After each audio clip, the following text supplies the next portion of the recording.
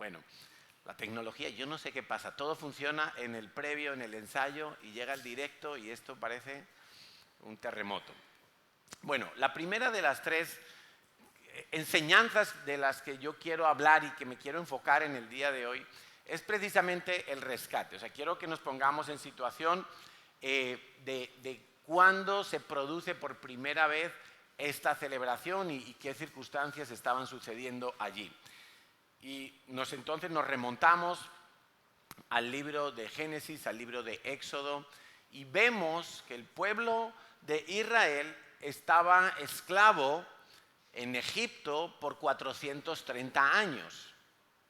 Quiere decir que los que estaban vivos en ese momento de los israelitas en Egipto, toda esa generación no había conocido nada más que la esclavitud. Solamente un sistema de vida donde ellos no eran dueños de sí mismos, no tenían libertades, eran esclavos, eran víctimas de la opresión del faraón. Y no solo eso, ellos sabían que sus bisabuelos, sus abuelos, sus papás, los hijos que iban a tener, iban a ser esclavos también. O sea, era una especie de jaula, era una encerrona, era algo que estaba muy incrustado en su mentalidad. Somos esclavos, nuestros antepasados han sido esclavos, nuestros hijos van a ser esclavos, no hay nada que hacer. Aquí estamos, en este pozo y así tenemos que seguir. No tenían ninguna alternativa. Ahora, en esa mentalidad, yo quiero que tú trates de hacer un ejercicio intelectual, un esfuerzo de compasión y te ubiques en el lugar, en la circunstancia donde estaba ese pueblo. Ellos, ¿qué concepto creéis que tenían de Faraón? Cuando tú ves una película del antiguo Egipto y tú ves al Faraón allí en sus carros, en sus palacios, con sus vestiduras y a ti te parece algo simpático, ¿verdad? Bueno, para los israelitas de aquel tiempo, el faraón era el proveedor, el faraón era el jefe, el faraón era el rey supremo, el faraón era a quien todos temían, a quien todos admiraban en cierta manera. Por supuesto, ellos dependían de faraón. Si faraón decidía matarlos, si faraón decidía aumentarles la carga de trabajo, si faraón decidía reducirles la porción de comida, cualquier cosa que faraón decía, se hacía.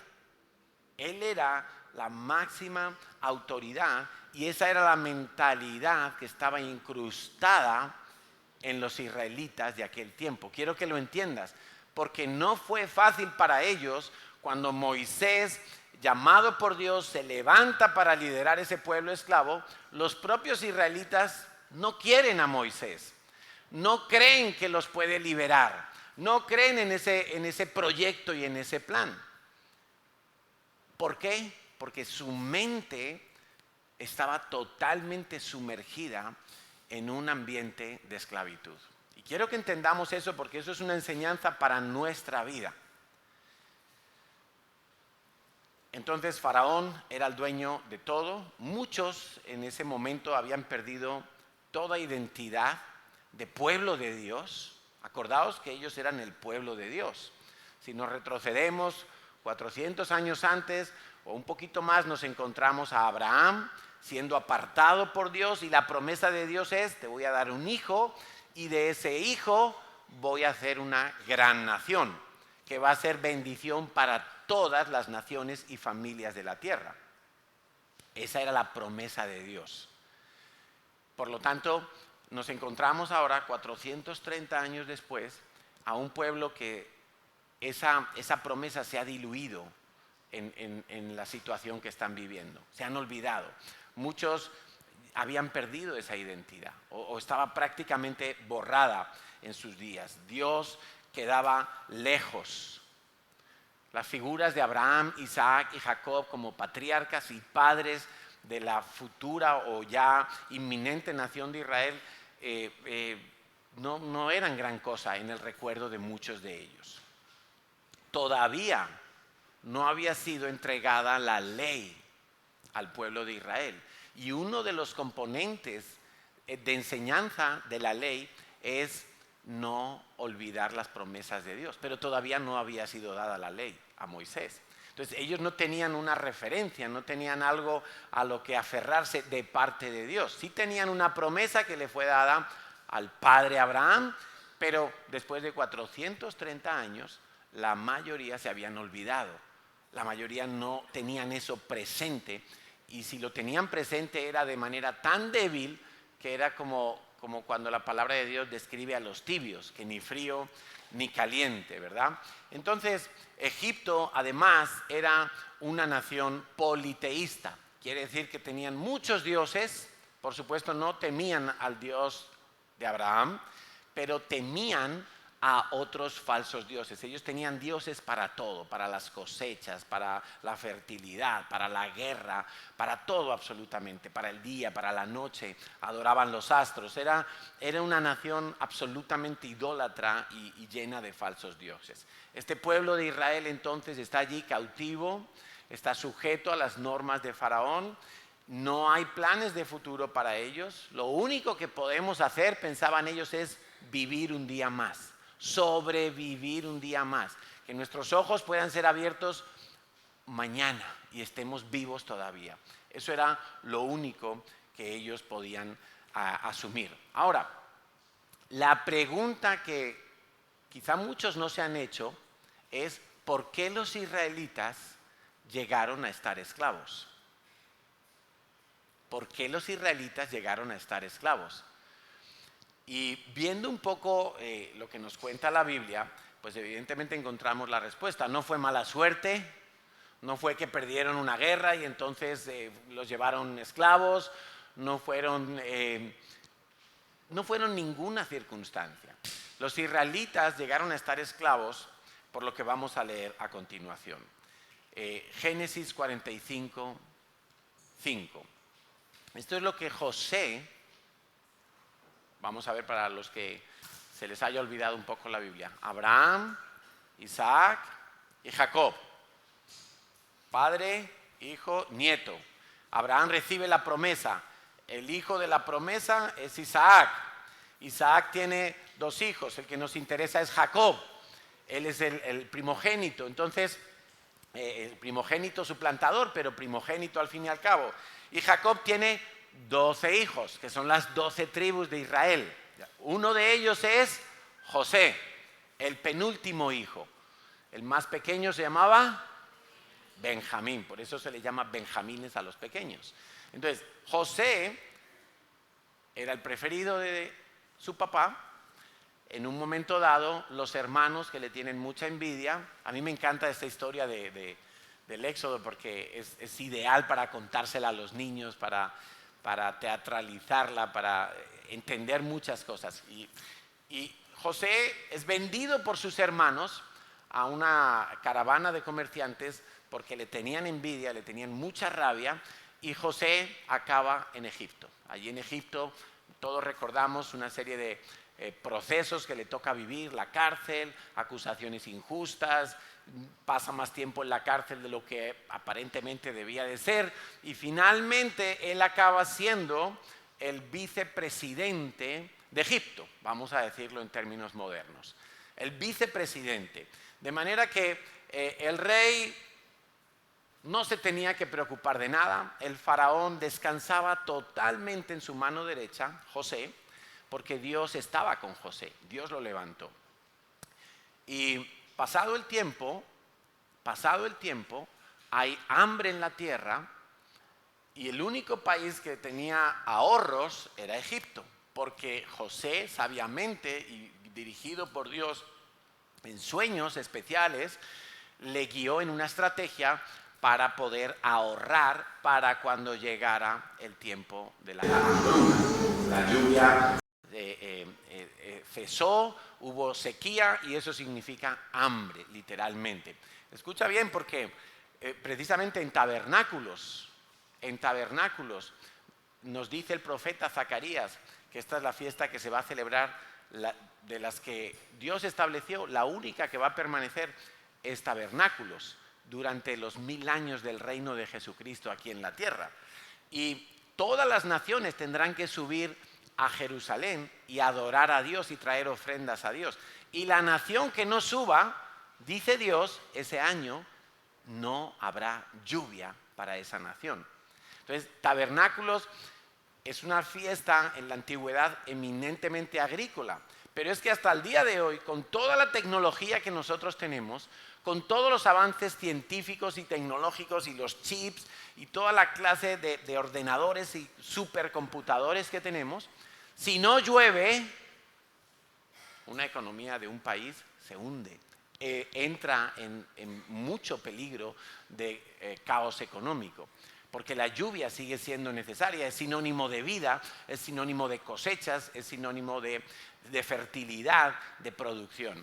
Y Dios dice que si una nación no sube a Jerusalén, no manda una comitiva a Jerusalén, yo me imagino que eso van a hacer que tendrán que subir los presidentes, los reyes, los gobernadores, los alcaldes, qué sé yo, y tendrá cada nación que enviar una comitiva a Jerusalén, a adorar a Jesús, a traer ofrendas, y la nación que no lo haga, dice Dios, tendrá sequía ese año, entrará en problemas. Porque no nos olvidemos que el reino del Señor Jesús va a ser un reino que se va a gobernar con vara de hierro, con autoridad. Me da tanta tristeza cuando yo veo que salen las noticias y dicen, ha habido macrobotellones, y ha habido escándalos, y han quemado coches, y han quemado tiendas y de todo, y la policía no puede hacer nada. ¿Que la policía no puede hacer nada? Pues manda al ejército, pero manda a alguien. ¿Cómo que no pueden hacer nada? Entonces no hay ninguna autoridad. No hay, si un delito no tiene una sanción, entonces todo el mundo va a delinquir. Si nadie paga los platos rotos, todo el mundo va a romper platos. Entonces, ¿qué es eso de que la policía no puede hacer nada? Claro, la policía no puede hacer nada porque los pobrecitos, en cuanto quieren dar un palo, se les viene el mundo encima. Les vienen los de asuntos internos, ¿no? Que tú disparaste la pelota de goma, que tú le diste al otro un palo cuando solo te estaba tirando pintura y cosas semejantes. O sea, una falta de respeto a la autoridad impresionante, que no nos debe de extrañar, porque son las propias autoridades aquí en Cataluña las que llaman a la desobediencia civil y a la desobediencia de las leyes humanas, como la Constitución o el propio Estatut de Cataluña. Pero ese va a ser el reino de nuestro Señor Jesucristo, con vara de hierro. Allí no se va a pasar una por alto. Allí no se va a hacer la vista gorda con nadie que haga algo fuera de las normas de Dios. Todo va a tener su castigo, todo va a tener su corrección y va a ser con mucha firmeza. Por eso habrá justicia. Por eso habrá una justicia en toda la tierra como nunca antes la ha habido.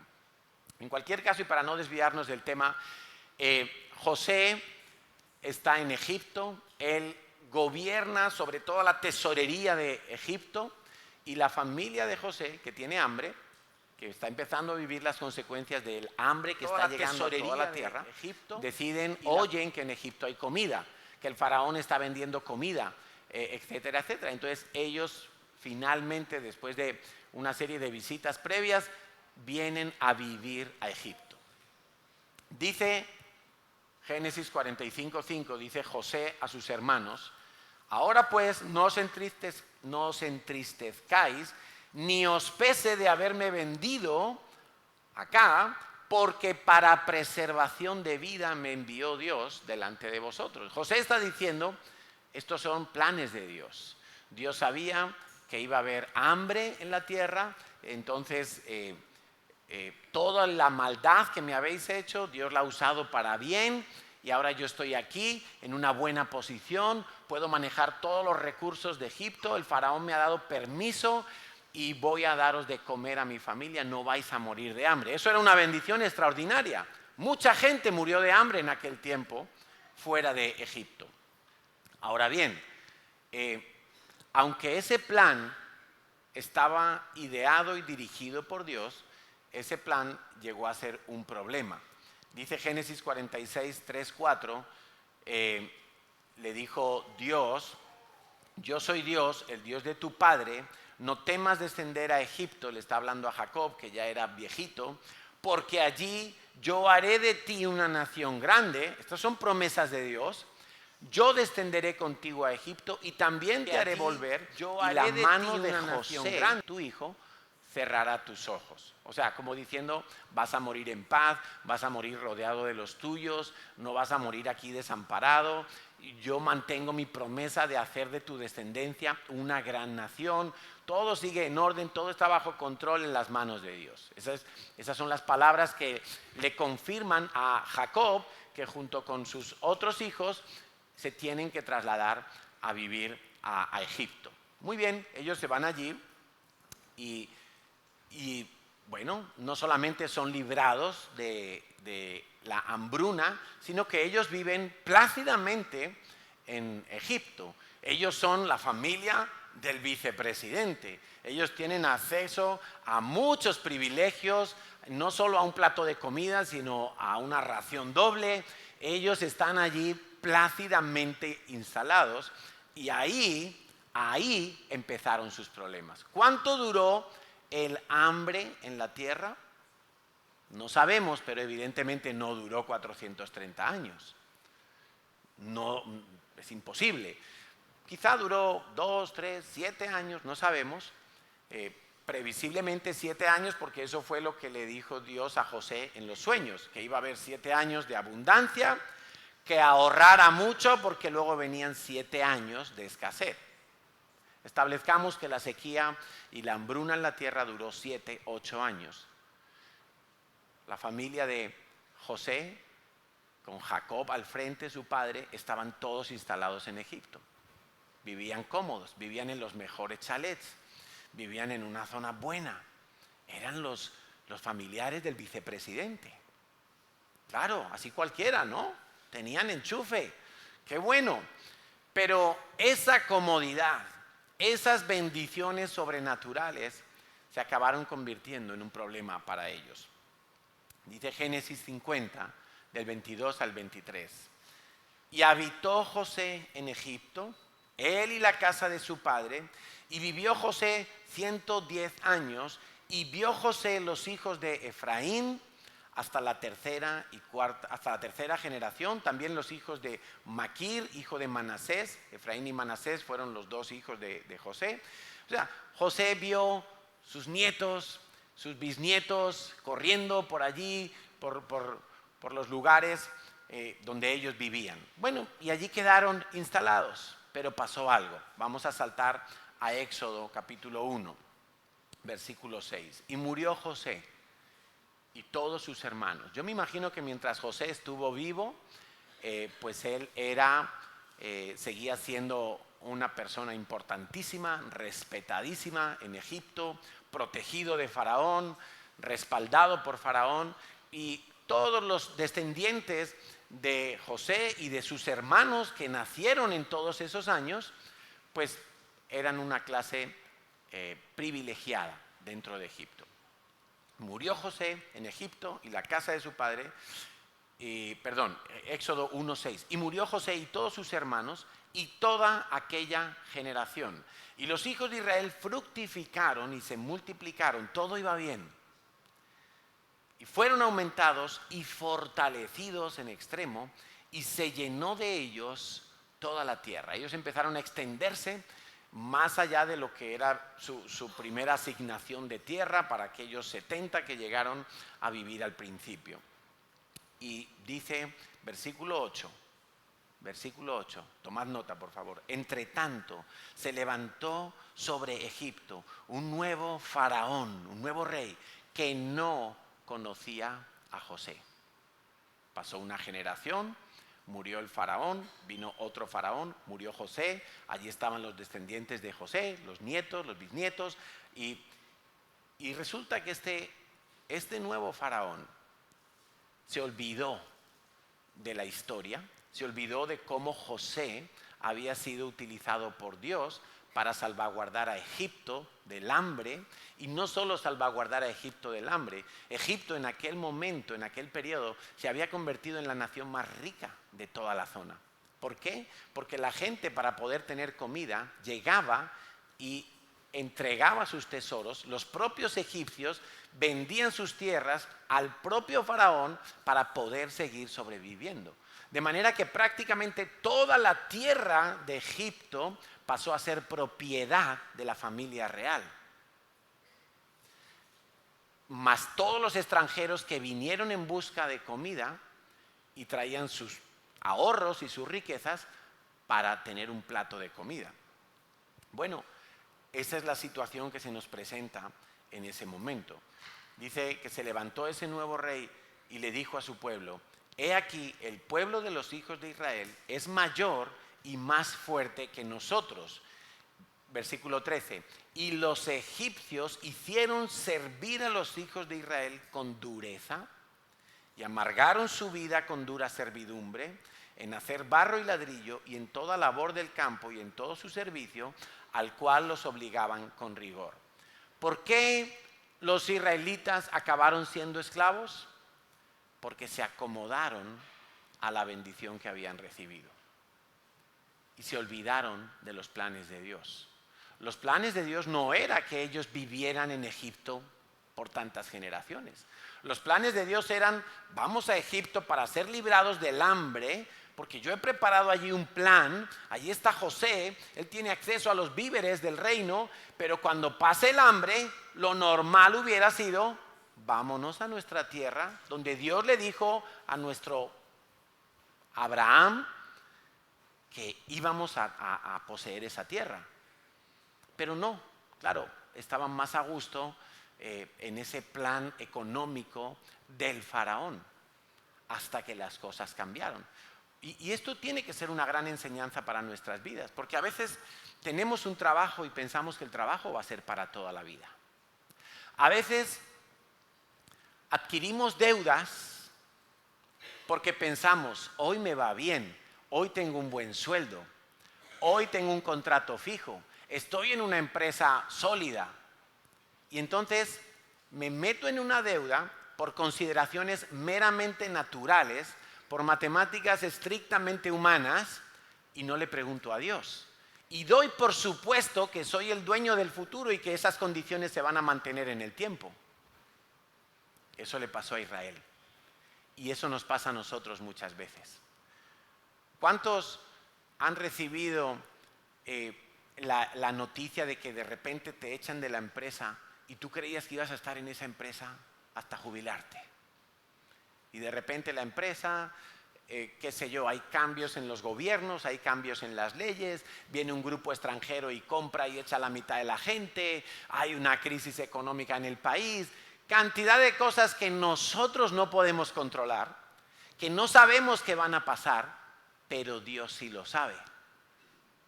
Y entonces de repente nos vemos que lo que era una bendición, el trabajo de nuestros sueños, las condiciones óptimas con las que habíamos soñado y que le habíamos pedido a Dios y que ya estábamos disfrutando, pero por quedarnos acomodados allí y no preguntar a Dios cada día: ¿qué quieres que haga?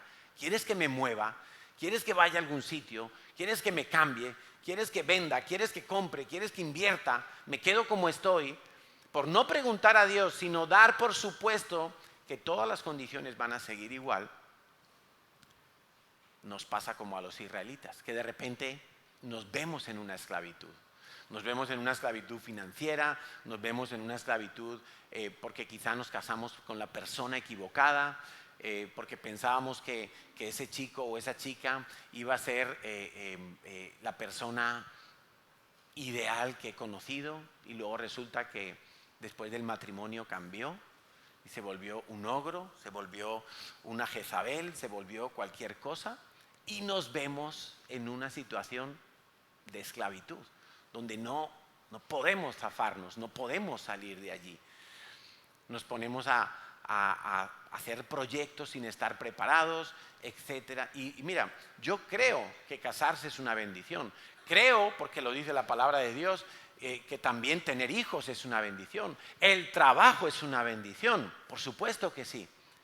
Pero las bendiciones se nos pueden volver un camino para llegar a la esclavitud, si nosotros nos aferramos a las bendiciones como si fuera lo que vamos a tener toda la vida, y como si ya fueran nuestras, y como si pudiéramos controlar todas las circunstancias. Y no es así, queridos hijos de Dios. Por eso nosotros necesitamos depender de Dios. Y la historia de la salida de Egipto es tremenda, porque Dios le viene a enseñar al pueblo de Israel todas estas cosas.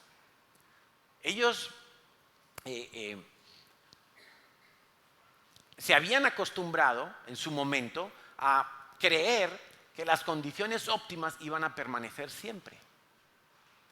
Pero lo triste es que incluso se olvidaron del Dios de Abraham, del Dios de Isaac y del Dios de Jacob.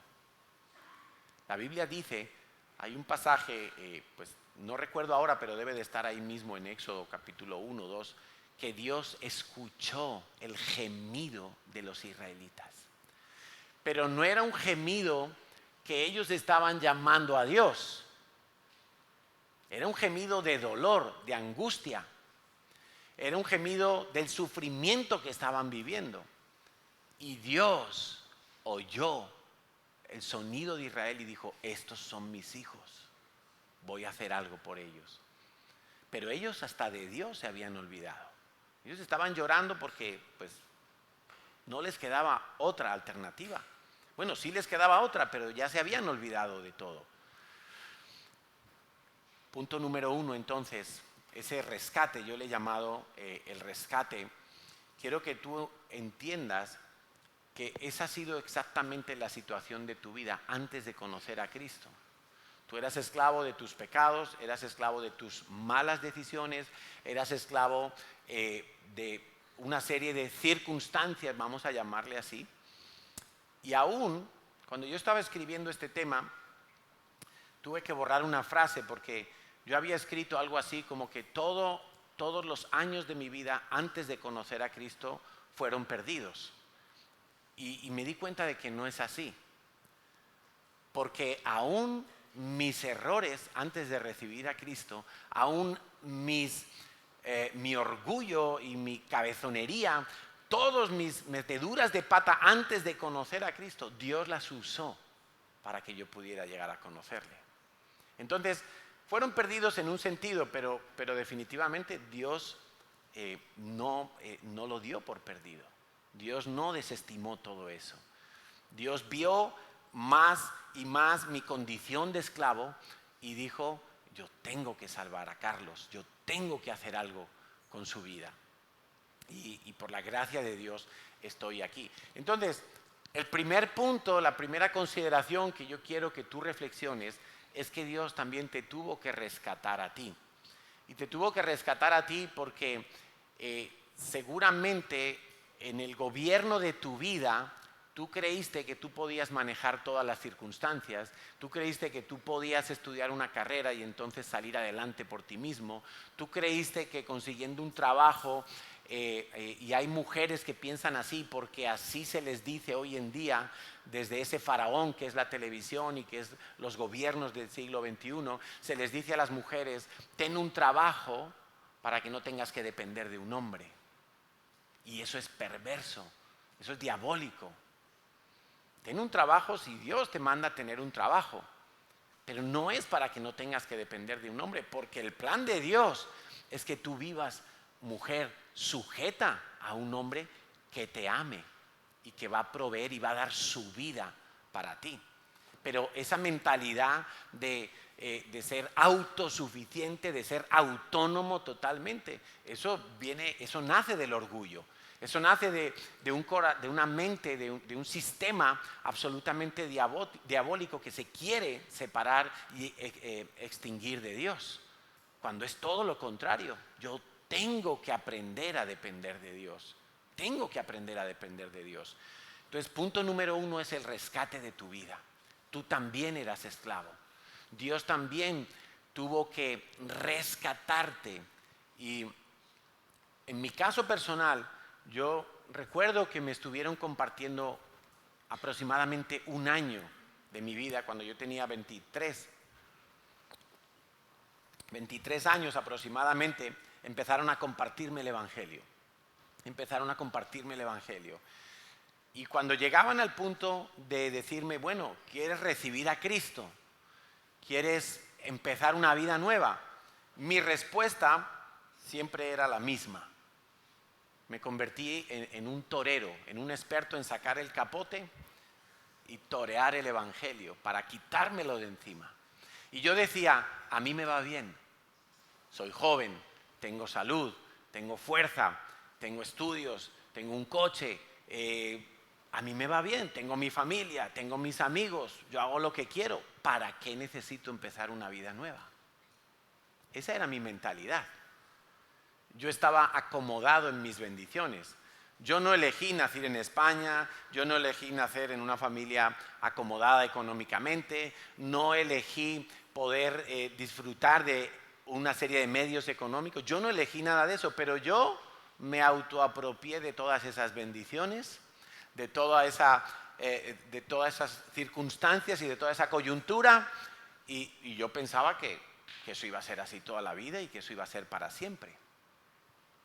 Pues Dios me tuvo que rescatar de esa mentalidad esclava de mí mismo que yo tenía. El punto número 2 que quiero que consideres es tu corazón. Tu corazón. Porque todo lo que ocurre a partir de ese momento, y ya sabemos lo que nos cuenta la historia bíblica, cómo Dios, de una forma sobrenatural, en el tiempo en el que Dios estableció la celebración de la Pascua, pues con las plagas y hasta que Faraón se quiebra y los deja ir, y toda la situación milagrosa, cruzan el Mar Rojo, etc. Tenemos aquí unas fotos que ahora vamos a ver, por cierto, porque el plan de Dios era llevarlos de nuevo a Canaán. Si nosotros vemos el primer mapa, a ver si me lo ponen, vale. Este es el mapa falso, quiero que lo sepáis. No sé, no tengo ningún puntero aquí, ¿no? Bueno, ellos estaban aquí arriba, en el punto A. Ahí fue donde más o menos el pueblo de Israel se estableció y ensanchó su territorio cuando vinieron en la época del hambre. Como veis, es la desembocadura, es el delta del Nilo, o sea, es una tierra fértil, una tierra buenísima, excelente. Ahora, el plan de Dios era llevarlos a Canaán, ahí, a la costa mediterránea. O sea, la ruta podía haber sido perfectamente unos poquitos días y llegar a la tierra de Canaán. Pero por alguna razón Dios los baja por todo este desierto que hoy en día se conoce como el desierto de Sinaí, porque toda esta península se conoce como la península del Sinaí, porque aquí hay un monte que la mayoría de la gente, y de hecho en los mapas de todo el mundo vas a encontrar que es el monte Sinaí, pero de acuerdo a lo que dice la Biblia, el monte Sinaí no puede estar ahí, porque la Biblia dice que el monte Sinaí está en Arabia, o sea que no puede estar aquí. Esto no era, ni ha sido, ni es Arabia. Arabia está aquí. Entonces, aproximadamente el monte Sinaí real está por aquí. Ahí lo tenemos en este otro mapa. ¿Cuál fue la ruta que Dios le dijo al pueblo de Israel? Bueno, primero los sacó al desierto, porque sí es verdad que toda esta península es una península muy desértica, no vale para nada. En la guerra del 68, Israel le arrebató toda la península del Sinaí a Egipto, y pasados los años Israel dijo, mira, te lo devuelvo porque es que esto no vale para nada. Aquí no hay más que piedras y polvo. Bueno, Dios manda a Israel por el desierto, ahora vamos a ver ese punto. Y ellos cruzan, esto es un poquito de historia y de arqueología muy interesante. Ellos no cruzan el mar allí arriba, no, aquello era un río, era un delta. Todo esto es el Mar Rojo, como lo veis aquí en inglés, y tiene esta lengua que entra para aquí y esta lengua que entra para aquí. Entonces ellos vienen así, atraviesan, llegan aquí a un punto que tiene un nombre en árabe, que no me acuerdo, algo de Badi, Kubadi, bueno, no sé. Y ahí ellos cruzan, ahí se produce el milagro cuando Dios separa las aguas del Mar Rojo y ellos pasan en seco y pasan ya hacia el otro lado y llegan hasta el monte Sinaí, que está en Arabia, efectivamente. Y de allí ya después ellos hacen una serie de rutas porque Dios decide que pasen 40 años en el desierto. Ahora, no me quiero entretener aquí, pero es muy interesante, hay estudios arqueológicos que aquí justamente donde está este pedacito rojo, donde cruzan el mar, el fondo marino, en vez de ser liso, tiene como una montañita, que como si fuera una pequeña cordillera en el fondo marino, que es todo a lo ancho del mar. Impresionante. No porque Dios necesitara una ayudita para el milagro. No, la ayudita era para los israelitas, que tenían que cruzar todo eso, esos aproximadamente 12 kilómetros que mide ahí el mar. Ahí en el fondo del mar se han encontrado ruedas de los carros egipcios. Ruedas, ruedas ya todas llenas de coral y de todo, pero hay diferentes artilugios arqueológicos que se han encontrado justo ahí.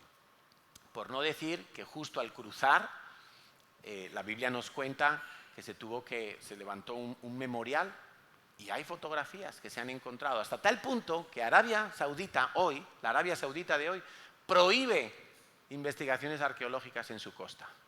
No dejan, porque requete confirmarían la historia bíblica. No nos hace falta, porque nosotros lo creemos por fe, pero definitivamente ahí está. Bueno, la trayectoria de Israel podía haber sido de aquella zona directamente a Canaán. Ponme la anterior foto, por favor. La otra. Podría haber sido de allá arriba donde pone Tanis, del punto A, hasta la tierra de Canaán. Mira, podrían haber ido por la costa, y haber llegado en unos días, quizá 30, 40 días, pues al ritmo de los más débiles, de los más ancianos, de los niños, de los enfermos, etcétera, etcétera. Pero no, resulta que Dios los llevó por una ruta más larga. Dios los introduce en el desierto. Y el desierto en la Biblia es símbolo de muchas cosas, pero en la vida natural pues es un lugar inhóspito, es un lugar para sobrevivir o para morir directamente, porque no hay alimento, porque no hay agua, no hay pozos, no hay forma de sobrevivir, y menos tanto tiempo y menos tanta gente. Los teólogos no se ponen de acuerdo, pero se estima que entre 1 y 3 millones de personas salieron de Egipto en el Éxodo. Entre 1 y 3 millones. Imaginemos que fue lo más pequeño, 1 millón. Imagínate 1 millón de gentes. 1 millón de gentes caminando por el desierto. Allí no hay Mercadona, no hay Carrefour, no hay nada.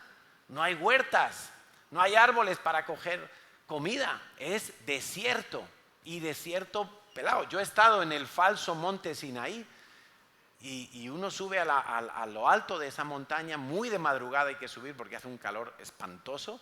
Hay que ir como a las 6 de la mañana y empezar a subir ese monte. Y desde arriba, y tú ves, todo es montañitas, pero todo desierto. Todo desierto, ahí no hay nada. Dios decide enviarlos al desierto. Y Dios decide enviarlos al desierto por lo que nos dice Deuteronomio capítulo 8.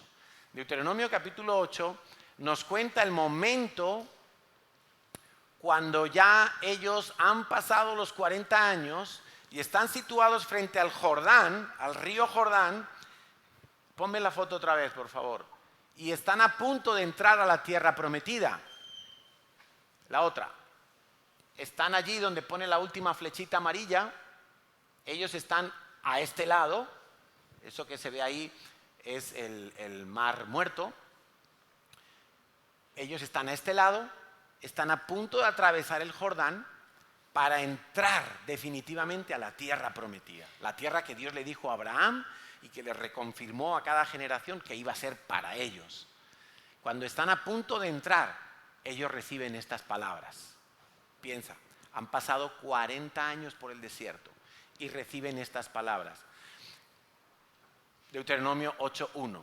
Cuidaréis de poner por obra todo mandamiento que yo os ordeno hoy, para que viváis y seáis multiplicados, y entréis y poseáis la tierra que Yahweh prometió con juramento a vuestros padres. 2. Y te acordarás de todo el camino por donde te ha traído Yahweh tu Dios estos 40 años en el desierto, para afligirte y para probarte. Afligirte y probarte. Para saber lo que había en tu corazón, si habías de guardar o no sus mandamientos. Dios está sacando a un pueblo esclavo, los está llevando a través del desierto. Con razón podríamos decir, pensaban los israelitas, haberme dejado en Egipto. Porque para morir aquí en el desierto, ¿qué hacemos en el desierto? ¿Qué estamos haciendo aquí? Pero recuerda una cosa, la generación que salió de Egipto era una generación mala, era una generación que no pasó la prueba, era una generación que Dios dijo, de 20 años para abajo entrarán a la tierra prometida, pero de 20 años para arriba todos van a morir en el desierto. Todos. No era la misma generación la que salió de Egipto que la que entró en Canaán. Solamente los que eran de 20 años para abajo. O sea que encontramos que entrando en Canaán, encontramos gente de 60 años para abajo. Hasta bebés, mujeres embarazadas. Pero de 60 para arriba no había ninguno. Porque 20 años más 40, todos los que pasaban de 60 años ya habían muerto en el desierto. Los habrán ido enterrando por ahí y ninguno de ellos entró a Canaán. No era la misma generación. Entonces Dios le está hablando ahora a la generación que entra. Que cuando salieron de Egipto o no habían nacido todavía o eran muy jovencitos, tenían menos de 20 años.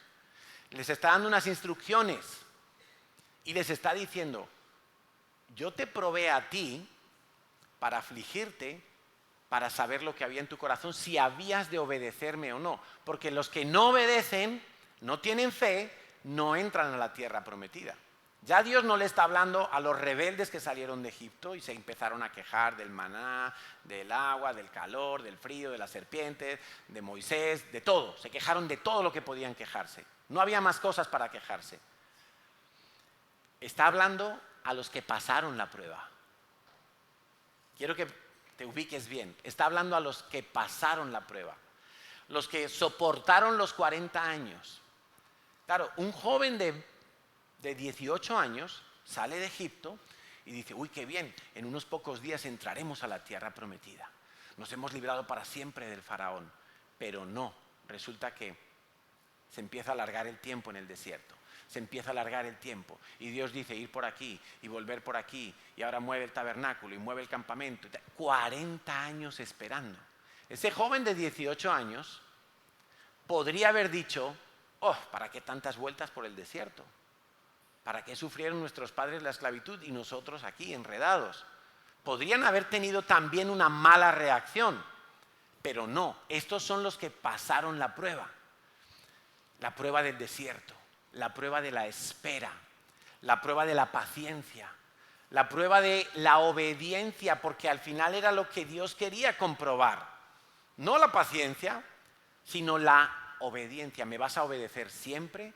¿Me vas a obedecer en buenas y en malas circunstancias? ¿Me vas a obedecer a pesar de que veas que tu familia ha muerto en el desierto, tus padres? Ese joven de 18 años vio a su padre y probablemente a su abuelo morir en el desierto.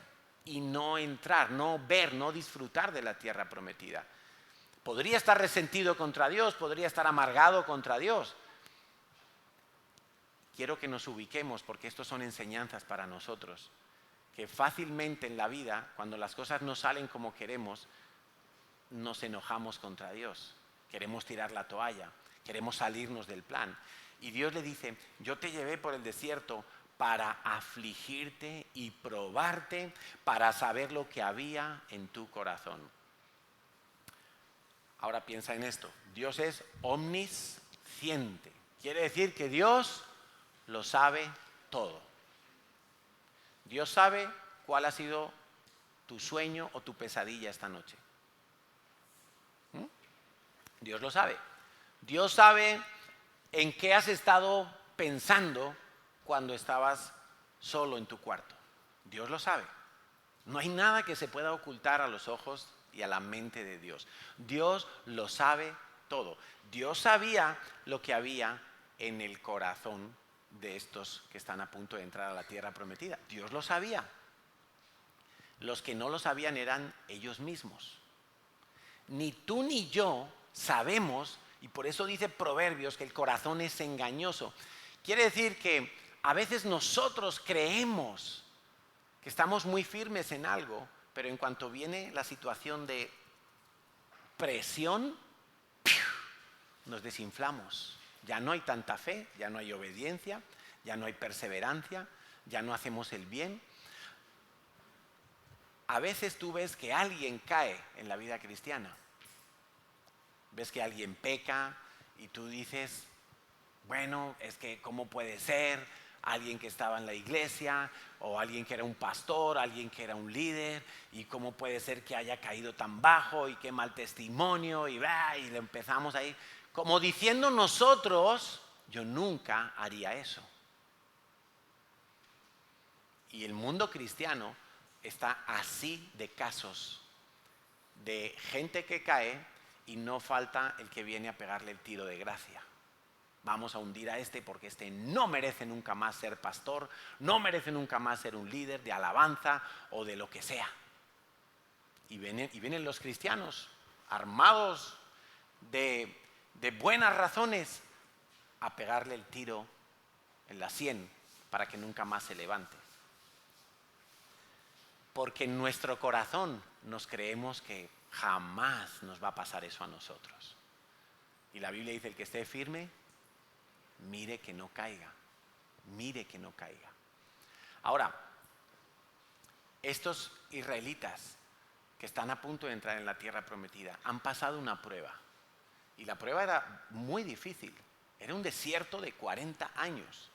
Y aunque Dios se encargó de ellos, vamos a leerlo, dice el versículo 3, Deuteronomio 8:3, y te afligió y te hizo tener hambre y te sustentó con maná, comida que no conocías tú ni tus padres la habían conocido, para hacerte saber que no solo de pan vivirá el hombre, mas de todo lo que sale de la boca de Yahweh vivirá el hombre. ¿Será que el maná venía de la boca de Dios? Qué guay. 4, tu vestido nunca se envejeció sobre ti, ni el pie se te ha hinchado en estos 40 años. Reconoce a sí mismo en tu corazón que como castiga el hombre a sus hijos, así Yahweh, tu Dios, te castiga a ti. Dios le está pidiendo a esos israelitas, oye, no te vayas a enfadar conmigo, no te vayas a contrariar contra mí, porque si tus padres han muerto en el desierto, es por su mala cabeza. Es porque yo soy justo y yo castigo a mis hijos. No te vayas a confundir. No, es que Dios es bueno, Dios es tan bueno que Dios usa el diálogo. No. Eso es lo que nos dicen en el colegio ahora, a los papás. Eso es lo que nos dice el psicólogo del colegio. Oh, al niño no le pongas la mano encima, que lo vas a traumar, que lo vas a desgraciar para toda la vida. Con el niño hay que sentarse y negociar. Y entonces vemos en los hogares que los niños son los nuevos Mussolinis, los nuevos Hitler, los nuevos Francos, los nuevos dictadores. Los nuevos Stalin están sentaditos en las tronas, allí en la mesa, de trono, y ellos son los que mandan. Y si el niño dice, no quiero comer, ponme dibujos, pues el papá toma la tablet, dijo, para que comas. Y el niño le puede escupir la comida a los padres, y le puede dar un manotazo así al aire, y el niño puede patalear y romper un mueble. Ay no, pobrecito el niño, vamos a ver si se calma, vamos a ver si le entendemos, vamos a llevarle al psicólogo. ¿Al psicólogo? A ti, padre, hay que meterte en la cárcel por ser tan insensato. Dale un buen barazo, le explicas que toda desobediencia y toda mala actitud tiene su consecuencia, que es la vara, y entonces lo va a dejar de hacer. Te lo garantizo, no yo, la palabra de Dios, porque esa necedad solo sale con la vara, dice Proverbios, solo con la vara. Ahora, hemos llegado a tal punto, el mundo se ha metido a tal punto en la iglesia que hoy en día hay muchos cristianos que no creen que la vara sea algo de Dios. No sé qué harán con esas páginas de la Biblia donde Dios dice que al que ama, disciplina. Y la disciplina no es causa de gozo en el momento, claro que no. Es lágrima, es quebranto, es dolor. Es bajo el orgullo de mi hijo. Pero después el hijo viene y te abraza y te quiere. Y dice, gracias. ¿Qué hubiera sido de mí si no me corriges? ¿Qué hubiera sido de mí? Yo digo que es mejor un mal correazo a tiempo que 3 horas de diálogo. Por supuesto que sí. El diálogo viene después. Cuando te sientas a la mesa con tu hijo, pero él sabe que tú mandas. Y él obedece. Punto. No hay más. No hay negociación. Hay compasión. Hay quiero entenderte, eso sí. Pero negociación, no. Si tú le dices a tu hijo, esta ropa guárdala en el armario. ¿Y por qué? Ven, te voy a explicar por qué. Saca. ¿Lo has entendido ahora? No, no importa, tú hazlo. Ya lo entenderás. Asunto resuelto. Pero ¿por qué les tenemos que dar tantas explicaciones a nuestros hijos? ¿Acaso Dios te explica todo lo que Él hace y por qué lo hace y para qué lo hace y el tiempo en el que lo va a hacer y cómo lo va a hacer y qué recursos va a usar y a quién va a poner para bendecirte en tu vida o para que tú sirvas en algo? ¿Dios te explica todo? No. Dios le dice a Abraham, Abraham, sal de la tierra de tus padres a una tierra que ya te mostraré. Por ejemplo. Jesús va llamando a sus discípulos, oye, ven, sígueme. No, pero a ver, dime el horario, dime las ciudades que vamos a recorrer, si me vas a llevar en burro o andando. A ver, dime más cosas, porque a lo mejor no me apunto. No. Dios nos dice las cosas cuando a Él le place. Y cuando a Él le place resulta que es cuando conviene. No es que Dios sea caprichoso. Es que seguramente si Dios nos dice todo al principio, nosotros no entramos al plan. No entramos al plan.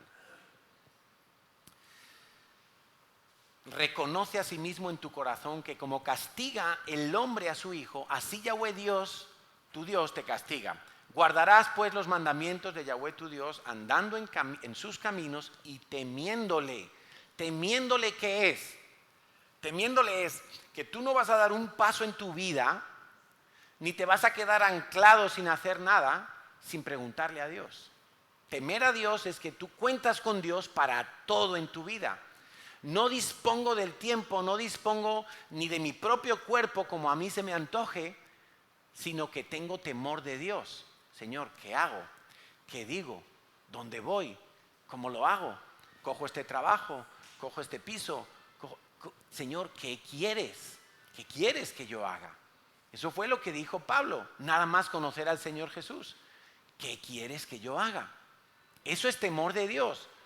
El no temor de Dios es que yo hago y deshago a mi antojo porque yo me creo dueño de mí mismo, de mi vida, del tiempo, de las circunstancias y entonces me creo capaz de hacerlo todo sin Dios. Temor de Dios es muy sencillo. Pregúntale a Dios cada paso que tienes que dar, si es el paso que tienes que dar. Eso es tener temor de Dios. Y si no le preguntas, pero Dios ya te ha dicho, temor de Dios es obedece a Dios. Obedece sus mandamientos, sin lugar a ninguna duda. Dice, porque Yahweh tu Dios te introduce en la buena tierra. Fíjate, ¿cuál es la razón por la que tenían que ser probados? Ellos, los que tenían que conocer el corazón eran ellos, por cierto, no sé si lo he dicho. No era Dios, Dios ya lo sabía. Los que tenían que ser claros en su corazón eran ellos mismos, los israelitas, que ahora iban a entrar a una tierra prometida, una tierra de bendición. Ahora nos vamos 400 años atrás. Vienen a Egipto, a una tierra de bendición, o más bien siguiendo las órdenes de Dios para recibir una bendición, que es ser librados del hambre. En aquel caso ellos cometieron el error, se quedaron instalados en la tierra del enemigo. Se quedaron instalados en un sitio que iba a ser algo temporal y la esclavitud llegó a ellos. Ahora Dios les está diciendo, te he probado para saber si me ibas a obedecer, porque ahora mismo vas a entrar en una tierra espectacular, en la cual hay bendiciones de todo tipo, hay grandes cosechas, yo voy a defenderte de tus enemigos, hay ríos, vas a vivir y vas a prosperar y te vas a multiplicar. Dios les está diciendo, no cometas el error de tus antepasados de hace 400 años, que se quedaron con la bendición y se olvidaron de Dios. Ahora Dios les está diciendo, ojo, que aunque vas a entrar en una tierra deseable y hermosa, que yo voy a enviar allí mi bendición, no te quedes con la bendición, quédate conmigo. No se vayan tus ojos tras la bendición y te olvidas de Dios. Eso es lo que Dios les está diciendo. Porque Yahweh tu Dios te introduce en la buena tierra, tierra de arroyos, de aguas, de fuentes, manantiales, que brotan vegas y montes, tierra de trigo y cebada, de vides, higueras y granados, tierra de olivos, de aceite y de miel. O sea, una tierra espectacular. Todo eso que está describiendo ahí es una tierra de riqueza. Dice el versículo, al final de ahí, dice el 9, tierra en la cual no comerás el pan con escasez, ni te faltará nada en ella, tierra cuyas piedras son hierro y cuyos montes sacarás cobre, riqueza, una vez más. Y comerás y te saciarás y bendecirás a Yahweh tu Dios por la buena tierra que te habrá dado. Bendecirás a Yahweh tu Dios por la bendición. Bendecirás a Yahweh tu Dios por la riqueza. Bendecirás a Yahweh tu Dios por la prosperidad. No te olvides de bendecir a Yahweh tu Dios.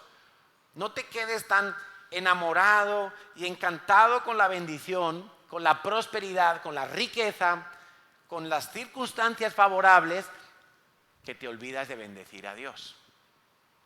Por eso, cada cosa que llega a tu mano, tú tienes que bendecir a Dios. Dios te da un hijo, Dios te da un trabajo, Dios te da la posibilidad de estudiar, Dios te da la posibilidad de viajar, Dios te da la posibilidad de servir, Dios te da dinero. Tienes que bendecir a Dios por todo. No vaya a ser que tú creas que fuiste tú. Entonces, yo digo que cada etapa de nuestra vida, Dios la va a usar para seguir formándonos y seguir trabajando en nosotros. Yo creo, como Pablo, que dice en Filipenses 1:6, estando persuadido de esto, que el que comenzó en vosotros la buena obra, la va a perfeccionar hasta el día de Cristo, hasta que Cristo vuelva o nos vayamos a la tumba. Dios nunca deja de trabajar en nosotros. Y no importa si es en el desierto o si es en el palacio. No importa si es yo solo o con una multitud a mi lado. Dios siempre va a estar tratando conmigo para que yo me haga conforme a Cristo y me haga obediente a su palabra. Pero a veces, cuando las cosas van un poco mal, creemos que es o que estamos haciendo algo mal o que Dios se ha olvidado de nosotros. Y a los mismos filipenses, Pablo les dice, mira, que sepáis que yo estoy en la cárcel. Él les escribe la carta desde la cárcel. Dice, yo estoy en la cárcel, estoy en una prisión. Dice, pero a mí esto no me para. Yo he evangelizado a toda la cárcel. Le he hablado de Cristo a toda la cárcel. Es más, ya tengo discípulos en la cárcel. Ahí estoy. Para mí esto no es ninguna derrota, ninguna vergüenza, ningún inconveniente, nada inesperado. Y les dice algo a los filipenses. A vosotros se os ha concedido no solamente ser salvos por Cristo, sino también padecer por causa de Cristo. Ahí pocos dicen amén. No, Señor, yo quiero las bendiciones. Pero en este caso, padecer por Cristo también es una bendición, porque es lo que Dios ha establecido. Es lo que Dios ha establecido. No todo en la vida del cristiano va a ser siempre tierra prometida. No todo en la vida del cristiano va a ser siempre unas cosechas impresionantes. Habrá desiertos, habrá enemigos, habrá faraones, habrá momentos diferentes. Ahora tú vas a tener que ver, ¿yo me he metido aquí por mi mala cabeza o estoy aquí por causa de Cristo? Por causa de Cristo es, obedeciendo a Dios, han venido enemigos, han venido circunstancias adversas. Por compartir en el trabajo el Evangelio, resulta que me cambiaron de lugar o me echaron del trabajo. He perdido amistades, mi familia no me habla, pero por causa de Cristo, ojo, no porque les deba dinero, no porque me peleé con uno, no, por causa de Cristo. Entonces, por eso digo, tú tienes que ver, esto es por mi mala cabeza, esto es por mi desobediencia, esto es porque me olvidé de seguir bendiciendo a Dios y me he quedado ahí en la burbujita de la bendición, o es porque yo estoy obedeciendo a Dios y eso va a provocar también que las tinieblas vengan en contra de ti. Tú sabes que tu lucha no es contra la gente, tu lucha no es contra tu suegra, tu lucha no es contra tu jefe, tu lucha no es contra el presidente del gobierno, tu lucha no es contra el que sube el recibo de la luz. Tu lucha, nos dice la palabra, es contra el mundo espiritual. El mundo espiritual se opone, el mundo de las tinieblas, Satanás y sus diferentes jerarquías, se oponen a todo lo que tú quieres hacer por causa de Cristo. Y como se oponen, pues van a querer poner palos en la rueda, van a querer desanimarte, van a querer que tú te dividas con otros cristianos y no haya unidad, van a querer debilitarnos de cualquier manera para que la causa de Cristo no pueda progresar. Los demonios van a los no creyentes, a los que no han nacido de nuevo, y les quieren mantener en oscuridad, que no puedan oír la palabra de Dios, que no puedan ser salvos en definitiva, que se vayan al infierno cuando mueran. Eso es lo que quiere el demonio con los no creyentes. Pero los demonios, ¿qué quieren hacer con los creyentes? ¿Qué pensáis que quieren hacer los demonios con los creyentes? ¿Jugar un partido de fútbol? No, nos quieren hacer la vida imposible. Nos quieren hacer poco eficaces en la causa de Cristo. Que nos dividamos, que no tengamos fe, que no nos apoyemos unos a otros, que no hagamos equipos ministeriales, porque así el cristiano solitario pues avanza muy poquito y al final se diluye. Eso es lo que quieren los demonios, los principados, potestades, gobernadores de las tinieblas de este siglo. Eso es lo que quieren hacer en los creyentes. Y muchas veces lo consiguen. Porque nosotros a veces estamos peleando y peleamos contra el vecino, porque el vecino no me deja poner la música alta para hacer el devocional. Pero no es el vecino. Es un demonio que atormenta a tu vecino y tu vecino llama al timbre y te molesta a ti. A veces creemos que la lucha es porque en mi familia no me entiende o porque mis amistades ahora me hacen bullying porque yo soy cristiano. Pero tu lucha no es con ellos, no, olvídate, no es con ellos, es con el mundo espiritual. Tienes que enfocar bien el disparo. Entonces, nuestro corazón va a ser probado también. En diferentes momentos de nuestra vida Dios va a venir y va a probar nuestro corazón. ¿Cómo prueba Dios nuestro corazón? Nos lleva a un desierto. En el desierto no hay nada. En el desierto no hay nada bueno.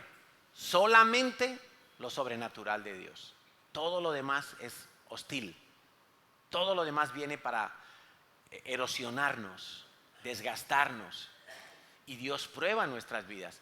Por eso, cuando tú estés en un desierto, o más bien antes de entrar al desierto, tú necesitas haber limpiado bien tu corazón. Me explico. En medio de la prueba, nuestro corazón es oprimido o apretado, más bien comprimido, como si en un molde dos partes estuvieran cada vez apretando más. Y en un momento dado nuestro corazón va a reventar. En ese reventón lo que tiene que salir debería de ser alabanza, debería de ser gratitud, debería de ser fe, debería de ser misericordia, el fruto del Espíritu. Eso debería de salir de nuestro corazón. Pero si en mi corazón yo he mantenido algún tipo de impureza, esa impureza va a dañar la prueba de mi corazón. Esa impureza va a ser el punto débil de mi corazón. Por eso un cristiano, un hijo de Dios, debe vivir procesos profundos de sanidad interior. No tener cuentas pendientes con nadie, haber perdonado a todos tus enemigos, porque si no, el día de la prueba, ¡pum!, odio, crítica, juicio, palabras de antife. ¿Para qué, Dios, me traes hasta aquí? ¿Por qué en este desierto? Aquí voy a morir de hambre, no te oigo. Tanto orar, tanto ir a la iglesia, tantos diezmos que he dado, tantos ayunos que he hecho. ¡Pum! Salió eso del corazón, porque había alguna impureza todavía. Mi fe no se había purificado. Por eso los procesos de sanidad interior son extremadamente importantes y necesarios. Aquí en la iglesia tenemos el curso de la sanidad, los 12 pasos de la sanidad. Y es un curso importantísimo, porque cuánta gente empieza a levantar su vida cristiana sin haber purificado, sin haber limpiado todas esas cosas. Y llega el momento de la presión, y a veces la presión no es ni siquiera muy elevada. Algunos en el primer giro de tuerca, ya se fueron, se reventó. No, que el discípulo no viene, ojalá se muera el discípulo. ¿Qué? ¿Pero cómo? Que no me han regalado nada por mi cumpleaños, es que a mí nadie me llama, a mí nadie me quiere. Fruto de cositas que todavía están ahí, que parecen una tontería, pero que no lo son hasta que llega el momento de la prueba, porque ahí es donde se va a manifestar. Ahí es donde se va a manifestar. Cuando todo va sobre ruedas, uno a veces no se para a pensar. ¿Tendré algo más en mi corazón? ¿Tendré que limpiar mi corazón? Por eso yo, cuando a mí me toca escuchar una predicación de otra persona, yo intento que no avancen en mí los pensamientos de esto ya lo he oído, esto yo ya me lo sé, esto yo lo pasé hace muchos años, yo podría predicar sobre eso, porque a veces me ha pasado. Y pasándome eso y no reaccionando yo a tiempo, me he desconectado de la predicación y me he perdido una bendición. Me he perdido una oportunidad de aclarar cosas en mi corazón. Ahora, ha habido otras veces que sí he reaccionado y procuro reaccionar a tiempo. Y si me doy cuenta que me estoy desconectando porque, yo ya... digo, no, Señor, si tú me tienes aquí sentado hoy, es porque tú quieres hablarme algo. Y si no, ¿para qué vengo? Si no, ¿para qué he venido? ¿Con qué fe he venido? Entonces, si tú me tienes aquí y este Señor está hablando de X tema, tú quieres que yo lo oiga. Tú me quieres enseñar algo hoy. Tú me quieres confrontar con algo. Tú me quieres retar a algo. Tú me quieres limpiar de algo. Tú me quieres revelar algo. Señor, pues voy a poner toda mi atención. Y en ese momento apago el WhatsApp. Tercer punto y último, la memoria. La memoria. Decía el otro día, cuando estábamos estudiando un poquito de las fiestas, que uno de los objetivos de las fiestas es no olvidarnos de la historia. Y por supuesto, para Israel tiene un fuerte sentido esto, no olvidarse de la historia. Por eso, en las fiestas uno recuerda y Dios le dice a los israelitas, oye, recuerda, Levítico 23, 42, en tabernáculos habitaréis 7 días, todo natural de Israel habitará en tabernáculos para que sepan vuestros descendientes, los descendientes, que en tabernáculos hice yo habitar a los hijos de Israel cuando los saqué de la tierra de Egipto. Para que recuerden, para que sepan la historia de cómo Dios trató con ellos, de qué fue lo que Dios hizo, de cómo tuvieron que estar 40 años en tabernáculos, en tiendas de cabaña, en el desierto, porque Dios estaba probando sus corazones. Y tiene ese componente de no olvidar. No olvidar es muy importante. porque somos muy ligeros para olvidar. Hace un tiempo hablaba yo con un discípulo y ese discípulo tenía responsabilidades en la iglesia y tenía discípulos, tenía una célula a su cargo y a veces predicaba y daba temas. Y en un momento dado hubo que meterlo en disciplina, porque había cosas que salieron de su corazón y que no estaban bien. Y entonces, como Dios al que ama disciplina, pues también en la iglesia a veces necesitamos recibir una disciplina. Entonces se le quitaron todos los discípulos. Se le quitó de dar cualquier tema. Se le sentó en una silla como si fuera un nuevo en la iglesia. Y así pasó 1 año y medio. Y muchas veces me preguntaba en ese año y medio, y ya estoy bien, y ya podré volver, y algún día, ¿tú crees que algún día me darán un discípulo? Y yo, si pasas la prueba, sí, porque, escucha esto, los hijos pasan la prueba. Los hijos soportan la disciplina. Los que no son hijos no soportan la disciplina. ¿Estás oyendo? Los hijos soportan la disciplina. Los que no son hijos no soportan la disciplina.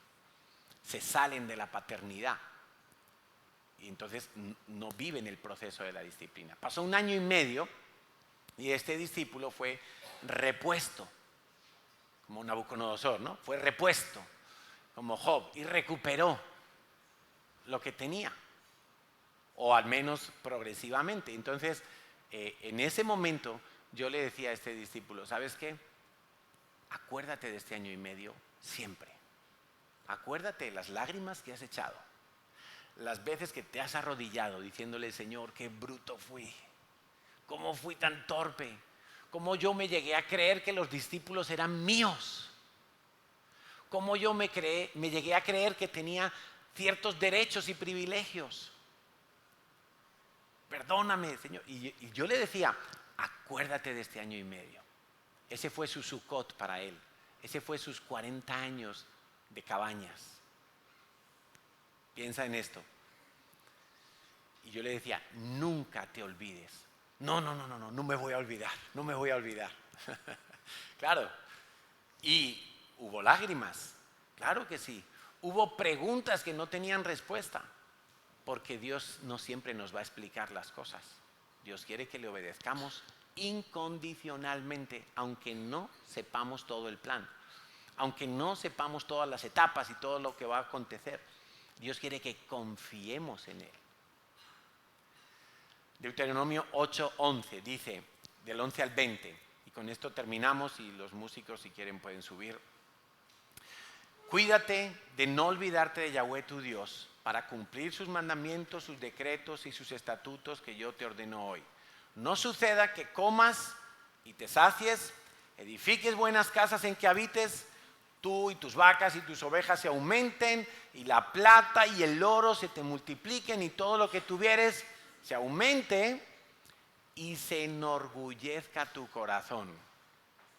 Y te olvides de Yahweh tu Dios, que te sacó de tierra de Egipto, de casa de servidumbre, que te hizo caminar por un desierto grande y espantoso, lleno de serpientes ardientes y de escorpiones y de sed, donde no había agua, y Él te sacó agua de la roca de pedernal, que te sustentó con maná en el desierto, comida que tus padres no habían conocido, afligiéndote, Está diciendo, nunca te olvides que tú fuiste esclavo. Quizá no tú, fueron tus padres, o quizá tú fuiste esclavo. Viviste en esclavitud y de allí te sacó Dios sobrenaturalmente. Y no solo te sacó, sino que has vivido diferentes procesos con Dios. Ha habido gente que ha tenido que dejar amistades. Ha habido gente que ha tenido que cambiar de trabajos, incluso cambiar de ciudad. Ha habido gente que Dios le arruinó completamente y lo dejó sin nada, para luego de ahí volver a levantarlo. Me estoy acordando de un profeta, evangelista, que conocimos hace muchos años. Él era de Guatemala, no de Costa Rica. Sí. Que baja un Enrique poco Escobar la potencia de los focos de aquí de la barra, que está muy fuerte. Y Y él contaba, un empresario, una empresa que facturaba mucho dinero, vendía la comida a un montón de hospitales en su ciudad, catering. Y dice que él se convirtió a Cristo y hubo momentos donde no tenía ni siquiera un yogur en la nevera. Y no teniendo que comer ese día, la empresa arruinada, todo, cero finanzas. Y llegar alguien de la iglesia, picar al timbre y decir, mira, Dios, no sé, Dios me ha puesto en el corazón que te traiga esta bolsa de comida hoy. Bueno, gracias. Así, a cero. Y de cero, volver a levantarlo Dios. Y volver a bajarlo Dios otra vez hasta cero. Y volver a levantarlo Dios. Y ese hombre, ya en la etapa que nosotros lo conocimos, se dedicaba a viajar por el mundo llevando Biblias, predicando a otros empresarios, hablándole a la gente en la calle. Esa era su vida ya de jubilado. Ahora, la pregunta entonces que yo te hago es, ¿cuál ha sido tu Sukkot? ¿Cuál ha sido tu desierto?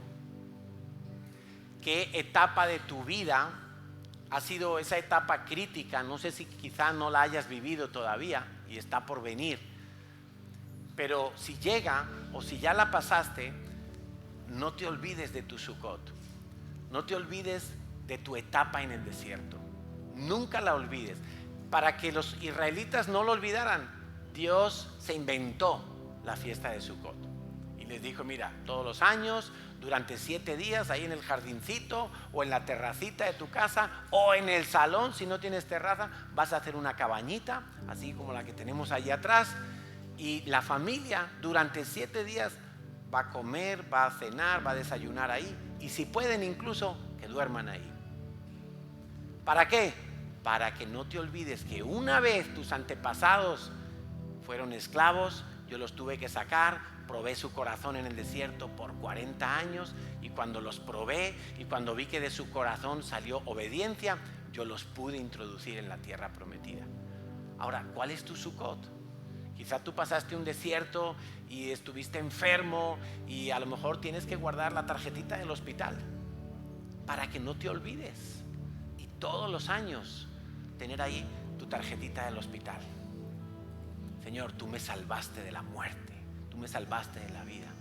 A lo mejor Dios en tu Sukkot te arruinó económicamente y no te quedó nada y tenías para comer un pan. Pues a lo mejor necesitas hacer un cuadro de un pan y ponerlo en tu habitación, porque ese fue tu Sukkot. Ese fue el momento donde Dios trató contigo, te afligió, te probó, te mantuvo sobrenaturalmente mientras probaba tu corazón. ¿Cuál es tu Sukkot? ¿Qué símbolo, qué cosa puedes tú usar para rememorar tu Sukkot, tu desierto? Y quizá alguno aquí dice, yo todavía no he pasado un desierto. Pues a lo mejor sería bueno que, reconociendo que eras esclavo y que Cristo Jesús te redimió de la esclavitud, a lo mejor necesitas tener un recordatorio de tu esclavitud. No para recordar un pecado, sino para recordar que fuiste esclavo y que ahora ya no lo eres, porque tendemos a olvidarnos. Y las fiestas solemnes de Dios están dirigidas a no olvidarnos de nuestro pasado y de lo que Dios ha profetizado. Amén. Nos ponemos en pie, vamos a orar, vamos a darle gracias a Dios, vamos a clamar al Dios del cielo. Señor, hoy venimos delante de ti y no queremos olvidarnos de toda la labor que tú has hecho con nosotros. También un día nosotros estábamos llenos de heridas, llenos de grilletes en nuestras muñecas, estábamos atados al mundo, a pecados diferentes, la fornicación, la avaricia, la inmundicia. Estábamos llenos de ídolos, de engaños en nuestra mente y en nuestro corazón. Estábamos totalmente sumergidos en pozos de inmundicia, Señor. Y tú oíste nuestro clamor. Quizá ni siquiera estábamos diciendo, Dios, sálvame.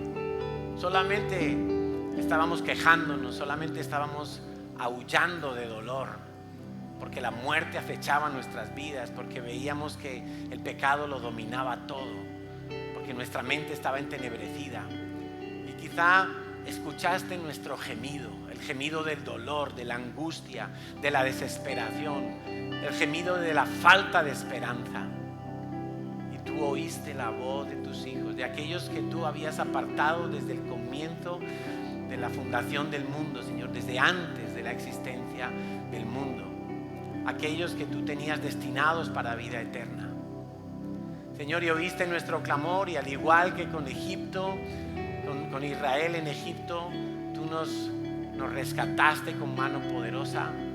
El enemigo no quería soltar nuestras vidas. Tuvimos recaídas, tuvimos momentos donde volvimos atrás, donde fallamos, donde por un momento nos tocó revivir experiencias dolorosas, pero Señor, tú nunca te rendiste. Y si hoy estamos aquí es porque tú nos has amado, es porque Cristo Jesús dio su vida por nosotros. Antes de nosotros poder decir qué quieres que haga, tú diste tu vida por nosotros. Señor, gracias porque muchos aquí hoy podemos reconocer que éramos esclavos. Y algunos hoy tienen que reconocer que todavía son esclavos, que son esclavos del pecado, que son esclavos de la maldición, que hay cosas en sus vidas que quisieran quitar, pero no pueden. Hay pesadillas, hay tormentos en la mente, hay hábitos, hay acciones que no quieren repetir, pero que continuamente repiten. Y si ese es tu caso, a que hoy mires a la cruz donde murió Jesús y que cierres tus ojos y que clames hoy al Dios del cielo y que le digas: Dios, sálvame, Dios, perdóname, Dios, he oído que tú eres poderoso, que puedes hacer cualquier cosa, que lo que es difícil, imposible para el hombre, para ti es sencillo. Que tú enviaste a morir a Jesús en la cruz para que por su sangre mis pecados sean perdonados, mis cadenas sean rotas, mis enfermedades sean sanadas. Señor, hoy vengo a clamar como clamaban aquellos esclavos en Israel, en Egipto. Vengo a clamar como aquella generación gemía de dolor y de angustia, porque no quiero más esta vida, Señor, como la llevo, porque no quiero más seguir con mi cerviz oprimida por el yugo del pecado y de la esclavitud, porque lo que no quiero hacer me veo abocado a hacerlo una y otra vez, porque he llevado una vida doble, porque he engañado a mis líderes, a mis pastores, he engañado a mi familia, a mí mismo, Señor, pero ya no quiero seguir viviendo así.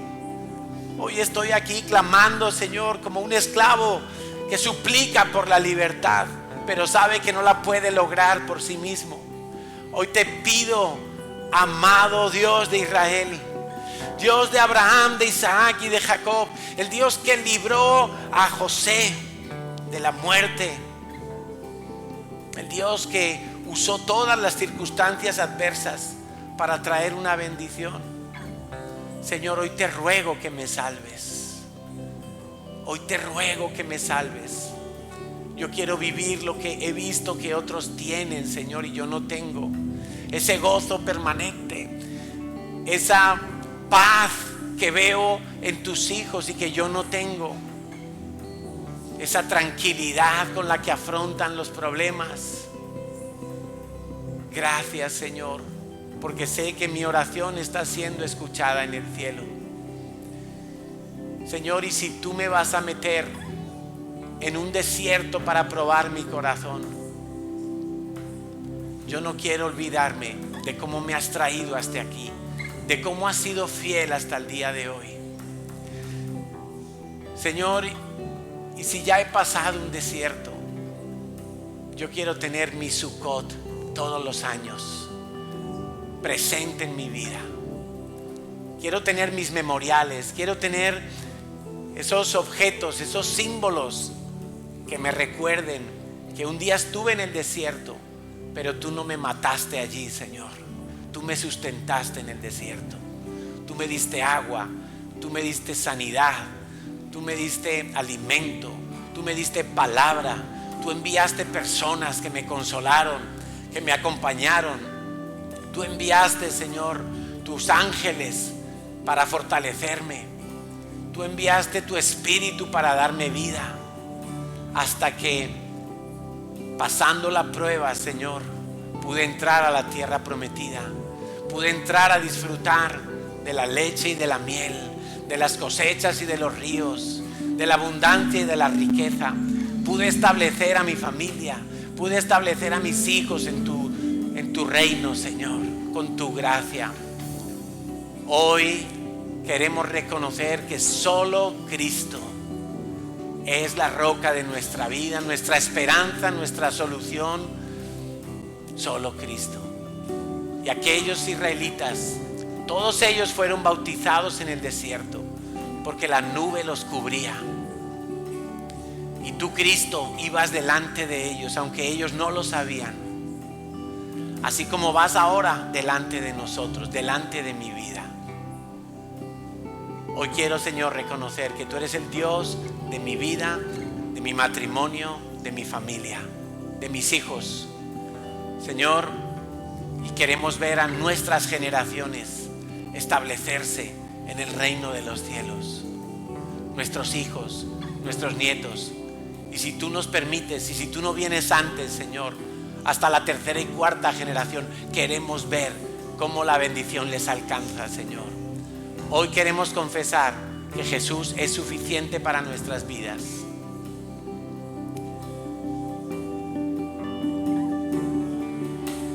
Tal y como somos, nos amó. Gracias. Hoy nos acercamos sin temor.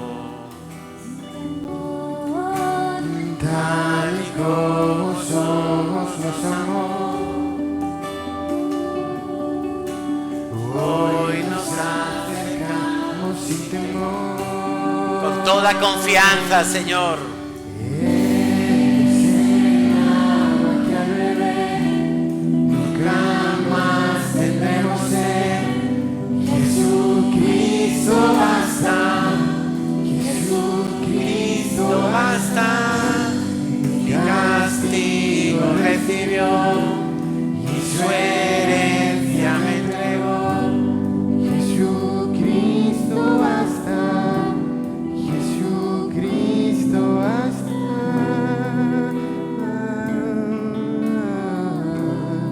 Para nosotros ha sido fácil, Señor, creer, porque tú hiciste todo el trabajo, Señor. Pero para ti fue difícil. Tú no querías morir en la cruz, Señor, pero por amor a nosotros lo hiciste. Gracias, Jesús. Tú eres el tabernáculo en el cual nosotros nos escondemos. Ese tabernáculo donde podemos venir, encontrarnos contigo, sentarnos a tu mesa, tomar la copa del perdón, la copa del pacto, la copa de la vida eterna. Esa mesa donde hay ricos manjares, hay paz, hay gozo, hay bendiciones extraordinarias. Dile al Señor: Señor, hoy quiero recibir tu bendición. Quiero ser humilde para recibir tu bendición, Señor. La necesito, Dios. Quiero ser humilde y sensible para recibir lo que viene de tu mano. No te exijo nada, Señor, pero me humillo para recibir tu bendición, Señor. Y tú mejor que nadie sabes lo que yo necesito, Señor. Hoy nos acercamos sin temor, tal y como somos, nos amó.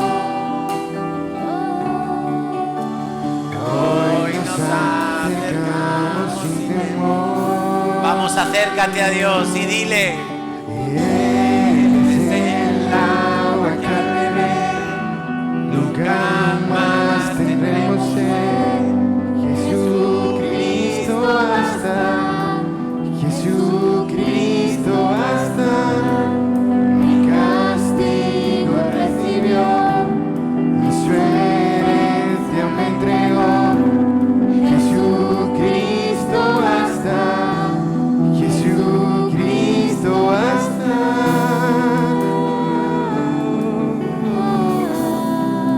Jesucristo basta.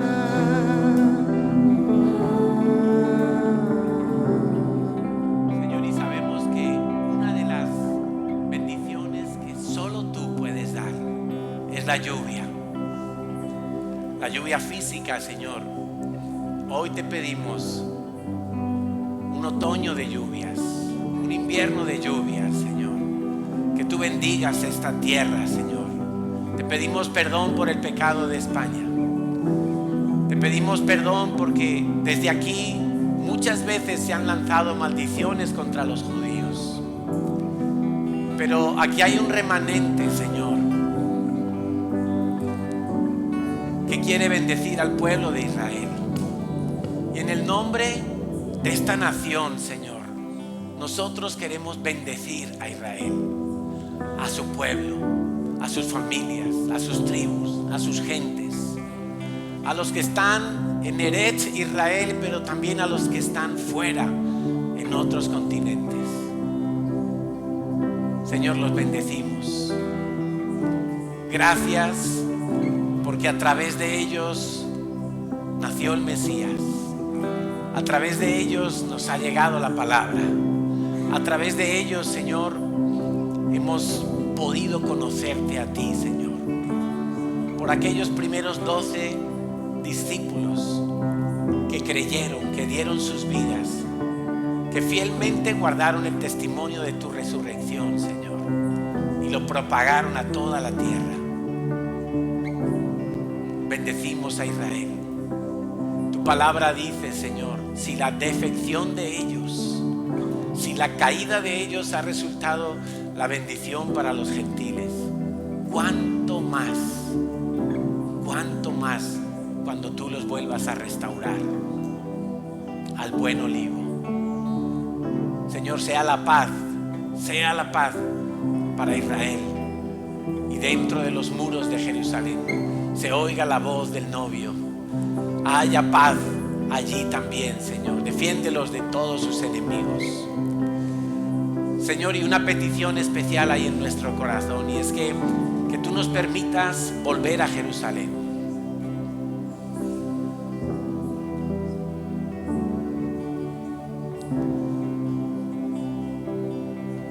Anhelamos pasear por esas calles, Señor.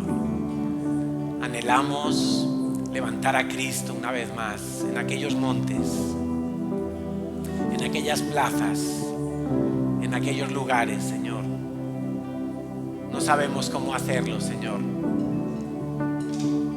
pero te pedimos el favor tuyo para poder ir una vez más y bendecir allí a tu pueblo y llevar nuestras ofrendas, nuestras alabanzas, nuestra gratitud. Y allí, Señor, mirando hacia la explanada del templo, orar una vez más al Dios del cielo y clamar para que vuelvas pronto, Jesús, y pongas tu pie sobre el monte de los olivos y entres a Jerusalén en victoria, para que todas las naciones sepan que el Rey de Reyes y el Señor de Señores ha vuelto, y reinarás por 1000 años, Señor, y toda rodilla se postrará delante de ti, y toda lengua en ese tiempo confesará que tú eres Dios, que tú eres Señor. A ti sea la gloria, la honra y la alabanza por siempre y siempre, Señor. Amén y amén. Amén.